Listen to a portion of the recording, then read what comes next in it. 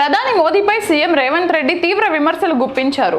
10 ఏళ్ల మోదీ పాలనలో తెలంగాణకు చేసిందేమీ లేదన్నారు. తాజాగా కరీంనగర్ జిల్లా జమ్మికుంట జనజాతర బహిరంగ సభలో సీఎం ప్రసంగించారు. మోదీ కర్ణాటకకు కాలి చంబు, ఏపీకి మట్టి, తెలంగాణకు గాడిద గుడ్డు ఇచ్చారని ఎద్దేవా చేశారు. సోనియా గాంధీ తెలంగాణకు ఇచ్చిన ఏ ఒక్క హామీని మోదీ అమలు చేయలేదని మండిపడ్డారు. బీజేపీ తెలంగాణ ప్రజలను మాయమాటలతో మోసం చేస్తుందని ఆరోపించారు. మిత్రులారా, ఇవాళ మనం మెట్రో రైలు అడిగినాం, మనకేమిచ్చిండ్రా అంటే గాడిద గుడ్డి ఇచ్చిరు. అదొక్కసారి ఇక్కడ ఇచ్చిరు.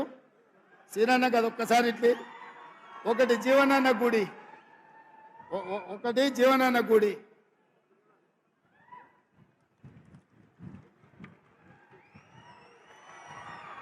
ఒక్కసారి అందరూ చూడండి.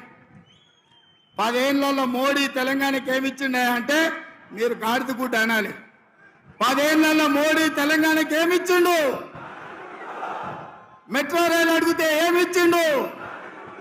మూసీ నిధులు అడిగితే ఏమిచ్చిండు? పాలమూరు రంగారెడ్డి ఎత్తిపోతల జాతీయ ప్రాజెక్ట్ అడిగితే ఏమిచ్చిండు? బయ్యారం ఉక్కు కర్మాగారం అడిగితే ఏమిచ్చిండు?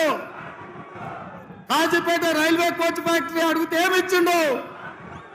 ఐటీఐడిఆర్ కార్డిఆర్ అడిగితే ఏమిచ్చిండు?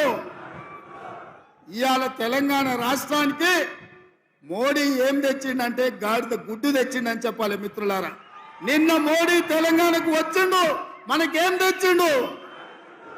గట్టిగా ఢిల్లీకి వినిపించాలి. నిన్న మోడీ తెలంగాణకు వచ్చిండు, మనకేం తెచ్చిండు? భారతీయ జనతా పార్టీ తెలంగాణకి ఏమిచ్చింది? అరవింద్ నిజామాబాద్కి ఏం తెచ్చిండు? ఈ గాడిద గుడ్డు తెచ్చిన వాళ్ళకు తెలంగాణ ప్రజలు ఓట్లేయాలి.